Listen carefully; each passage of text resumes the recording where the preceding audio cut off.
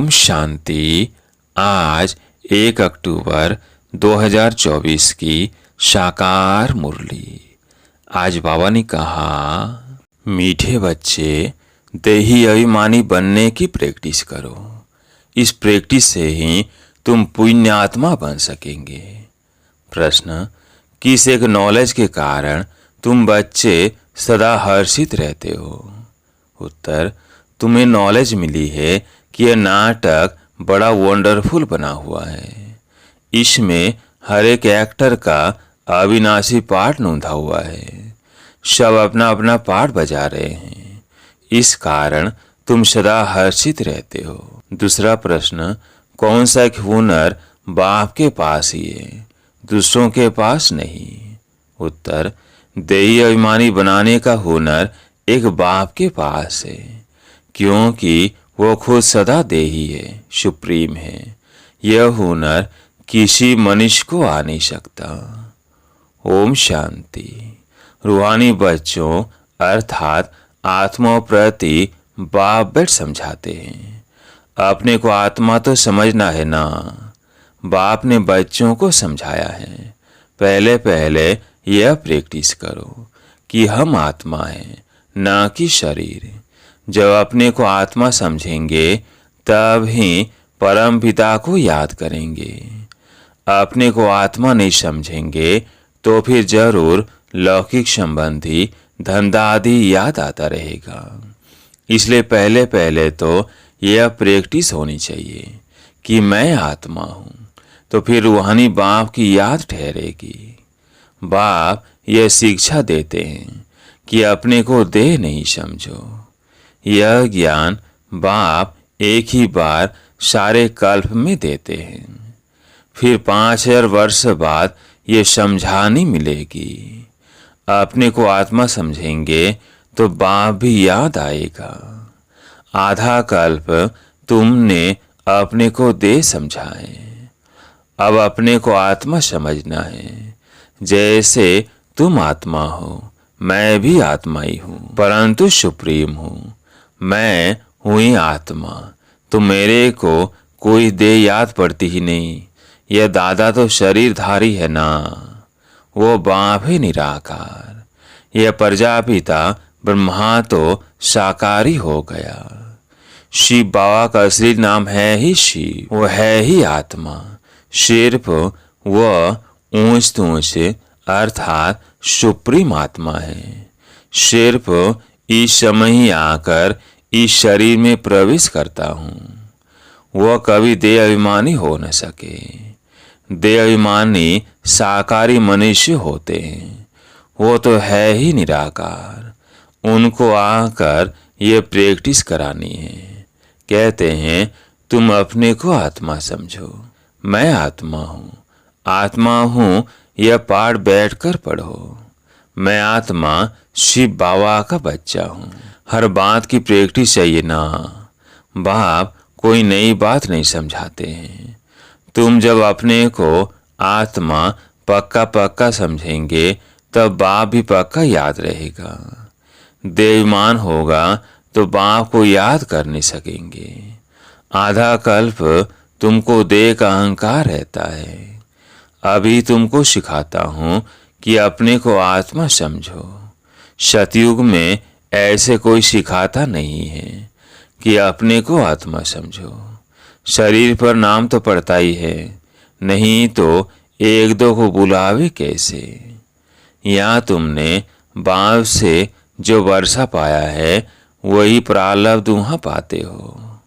बाकी बुलाएंगे तो नाम से ना। श्री कृष्ण भी शरीर का नाम है ना। नाम बिगड़ तो कारोबार आदि चल न सके। ऐसे नहीं कि वहाँ यह कहेंगे कि अपने को आत्मा समझो। वहाँ तो आत्माभिमानी रहते ही है। यह प्रैक्टिस तुमको अभी कराई जाती है, क्योंकि पाप बहुत चढ़े हुए हैं। आहिस्ते आहिस्ते थोड़ा थोड़ा पाप चढ़ते चढ़ते अभी फूल पाप आत्मा बन पड़े हो।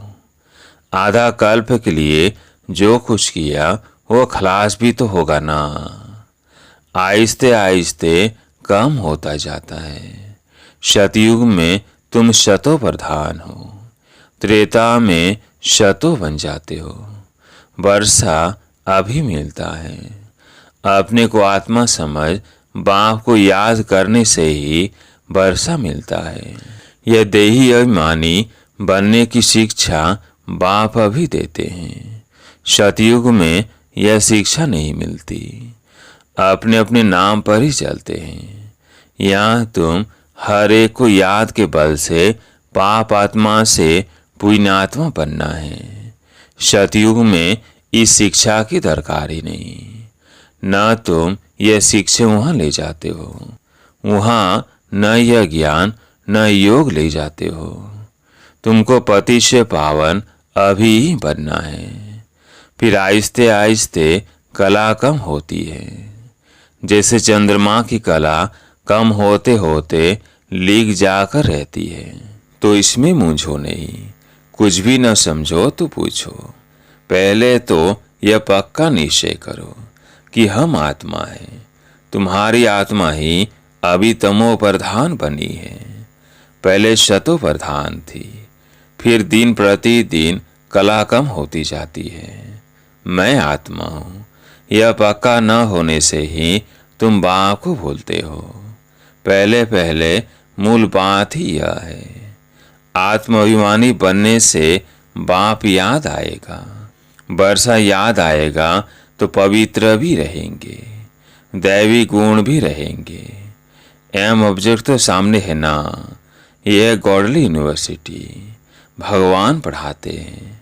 देही अभिमानी भी वही बना सकते हैं, और कोई भी ये हुनर जानता ही नहीं है। एक बाप ही सिखाते हैं। यह दादा भी पुरुषार्थ करते हैं। बाप तो कभी दे लेते ही नहीं। जिनको देही अभिमानी बनने का पुरुषार्थ करना पड़े, वो सिर्फ इसी समय आते हैं तुमको देही अभिमानी बनाने। यह कहावत है, जिनके माथे मामला वो कैसे नींद करे। वो धंधा आदि टू मच होता है तो फुर्सत नहीं मिलती, और जिनको फुर्सत है वो आते हैं बाबा के सामने पुरुषार्थ करने। कोई नए भी आते हैं, समझते हैं नॉलेज तो बड़ी अच्छी है। गीता में भी ये अक्षर है, मुझ बाप को याद करो तो तुम्हारे विकर्म विनाश हो जाए। तो बाप ये समझाते हैं। बाप कोई को दोष नहीं देते हैं। यह तो जानते हैं तुमको पावन से पतित बनना ही है, और हमको आकर पति से पावन बनना ही है। यह बना बनाया ड्रामा है। इसमें कोई की निंदा की बात नहीं। तुम बच्चे अभी ज्ञान को अच्छी रीति जानते हो, और तो कोई भी ईश्वर को जानते नहीं। इसलिए निधन के नास्तिक कहलाए जाते हैं। अभी बाप तुम बच्चों को कितना समझदार बनाते हैं। टीचर रूप में शिक्षा देते हैं, कैसे ये सृष्टि का चक्र चलता है। यह शिक्षा मिलने से तुम भी सुधरते हो। भारत जो शिवालय था सो अब वैशालय है ना। इसमें गलाने की तो बात ही नहीं। यह खेल है जो बाप समझाते हैं। तुम देवता से असुर कैसे बने हो, ऐसे नहीं कहते क्यों बने। बाप आए हैं बच्चों को अपना परिचय देने, और सृष्टि का चक्र कैसे फिरता है यह नॉलेज देते हैं। मनुष्य जानेंगे ना। अभी तुम जानकर फिर देवता बनते हो। यह पढ़ाई है मनुष्य देवता बनने की, जो बाप ही बैठ पढ़ाते हैं। यहाँ तो सब मनुष्य ही मनुष्य है। देवता तो इस सृष्टि पर आ नहीं सकते। जो टीचर बनकर पढ़ाए, पढ़ाने वाला बाप देखो कैसे पढ़ाने आते हैं। गायन भी है, परमपिता परमात्मा कोई रथ लेते हैं, यह पूरा नहीं लिखते ये कौन सा रथ लेते हैं। त्रिमूर्ति का राज भी कोई समझते नहीं। परम पिता अर्थात परमात्मा वो जो है सो अपना परिचय तो देंगे ना। अहंकार की बात नहीं। न समझने के कारण कहते हैं इनमें अहंकार है। यह ब्रह्मा तो कहते नहीं है कि मैं परमात्मा हूँ। यह तो समझ की बात है। यह तो बाप के महावाक्य है। सभी आत्माओं का बाप एक है। इनको दादा कहा जाता है। यह भाग्यशाली रथ है ना। नाम भी ब्रह्मा रखा है क्योंकि ब्राह्मण चाहिए ना। आदि देव प्रजापिता ब्रह्मा है। प्रजा का पिता है। अप्रजा कौन सी? प्रजापिता ब्रह्मा शरीरधारी है तो अडॉप्ट किया ना। बच्चों को शिव बाबा समझाते हैं। मैं अडॉप्ट नहीं करता हूँ। तुम सब आत्माएं तो सदैव मेरे बच्चे हो ही। मैं तुमको बनाता नहीं हूँ। मैं तो तुम आत्माओं का अनादि बाप हूँ। बाप कितना अच्छी रीति समझाते हैं, फिर भी कहते हैं अपने को आत्मा समझो। तुम सारी पुरानी दुनिया का संन्यास करते हो। बुद्धि से जानते हैं सब बाप ही जाएंगे इस दुनिया से। ऐसे नहीं संन्यास कर जंगल में जाना है। सारी दुनिया का संन्यास कर हम अपने घर चले जाएंगे। इसलिए कोई भी चीज याद ना आए सिवाय एक बाप के। 60 बरस की आयु हुई तो फिर वाणी से परे वानप्रस्थ में जाने का पुरुषार्थ करना चाहिए। यह वानप्रस्थ की बात है अभी की। भक्ति मार्ग में तो वानप्रस्थ का किसको पता ही नहीं है। वानप्रस्थ का अर्थ नहीं बता सकते। वाणी से परे मूल वतन को कहेंगे। वह सभी आत्माएं निवास करती है तो सब की वानप्रस्थ अवस्था है। सबको जाना है घर। शास्त्रों में दिखाते हैं आत्मा भ्रिकुटी के बीच चमकता हुआ सितारा है। कई समझते हैं आत्मा अंगूठे मिसल है। अंगूठे मिसल को ही याद करते हैं। स्टार को याद कैसे करे, पूजा कैसे करे? तो बाप समझाते हैं तुम देवाभिमान में जब आते हो तो पुजारी बन जाते हो। भक्ति का समय शुरू होता है, उसको भक्ति कल्ट कहते हैं। ज्ञान कल्ट अलग है। ज्ञान और भक्ति इकट्ठे नहीं हो सकते। दिन और रात इकट्ठे नहीं हो सकते। दिन सुख को कहा जाता और रात दुख अर्थात भक्ति को कहा जाता है। कहते हैं प्रजापिता ब्रह्मा का दिन और फिर रात। तो प्रजा और ब्रह्मा जरूर दोनों ही इकट्ठे होंगे ना। तुम समझते हो हम ब्राह्मण ही आधा कल्प सुख भोगते हैं फिर आधा कल्प दुख। यह बुद्धि से समझने की बात है। यह भी जानते हो सब बाप को याद नहीं कर सकते हैं, फिर भी बाप खुद समझाते रहते हैं अपने को आत्मा समझो और मुझे याद करो तो तुम पावन बन जाएंगे। यह पैगाम सबको पहुंचाना है, सर्विस करनी है। जो सर्विस ही नहीं करते तो फूल नहीं ठहरे। बागवान बगीचे में आएंगे तो उनको फूल ही सामने चाहिए। जो सर्विसफुल है बहुतों का कल्याण करते हैं। जिनको देह अभिमान है वो खुद भी समझेंगे हम फूल तो है नहीं। बाबा के सामने तो अच्छे अच्छे फूल बैठे हैं तो बाप की उन पर नजर जाएगी। डांस भी अच्छा चलेगा। डांसिंग गर्ल का मिसाल स्कूल में भी टीचर तो जानते हैं ना कौन नंबर 1 कौन नंबर 2 3 में है। बाप का भी अटेंशन सर्विस करने वालों तरफ ही जाएगा। दिल पर भी वो चढ़ते हैं। डिस सर्विस करने वाले थोड़ी दिल पर चढ़ते। बाप पहली मुख्य बात समझाते हैं अपने को आत्मा निश्चय करो तब बाप की याद ठहरेगी। बेईमान होगा तो बाप की याद ठहरेगी नहीं। लौकिक संबंधियों तरफ धंधे धोरी तरफ बुद्धि चली जाएगी। देही अभिमानी होने से पारलौकिक बाप ही याद आएगा। बाप को तो बहुत प्यार से याद करना चाहिए। अपने को आत्मा समझना, इसमें मेहनत है। एकांत चाहिए। 7 रोज की भट्ठी का कोर्स बहुत कड़ा है। कोई की याद ना आए, किसको पत्र भी नहीं लिख सकते। यह भट्ठी तुम्हारी शुरू की थी, यहाँ तो सबको रख नहीं सकते। इसलिए कहा जाता है घर में रहकर प्रैक्टिस करो। भक्त लोग भी भक्ति के लिए अलग कोठी बना देते हैं, अंदर कोठरी में बैठ माला सिमरते हैं। तो इस याद की यात्रा में भी एकांत चाहिए। एक बाप को ही याद करना है। इसमें कुछ जबान चलाने की भी बात नहीं है। इस याद के अभ्यास में फुर्सत चाहिए। तुम जानते हो लौकिक बाप है हद का क्रिएटर, यह है बेहद का। प्रजापिता ब्रह्मा तो बेहद का ठहराना। बच्चों को एडाप्ट करते हैं, शिव बाबा एडाप्ट नहीं करते हैं। उनके तो बच्चे सदैव है ही। तुम कहेंगे शिव बाबा के हम बच्चे आत्माएं अनादि है ही। ब्रह्मा ने तुमको एडाप्ट किया है। हर एक बात अच्छी रीति समझने की है। बाप रोज रोज बच्चों को समझाते हैं।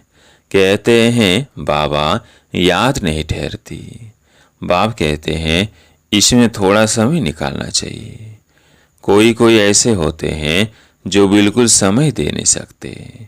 बुद्धि में काम बहुत रहता है, फिर याद की यात्रा कैसे हो। बाप समझाते हैं मूल बात ही यह है, अपने को आत्मा समझ मुझ बाप को याद करो तो तुम पावन बन जाएंगे। मैं आत्मा हूँ, शिव बाबा का बच्चा हूँ। यह मन मना भोग हुआ ना। इसमें मेहनत चाहिए, आशीर्वाद की बात नहीं। यह तो पढ़ाई है, इसमें कृपया व आशीर्वाद नहीं चलती। मैं कभी तुम्हारे ऊपर हाथ रखता हूँ क्या? तुम जानते हो बेहद के बाप से हम वर्षा ले रहे हैं। अमर भव, आयुष्मान भव, इसमें सब आ जाता है। तुम फूल एज यानी आयु पाते हो। वहाँ कभी अकाली मृत्यु नहीं होती। यह वर्षा कोई साधु संत आदि दे नहीं सकते। वो कहते हैं पुत्रवान भव।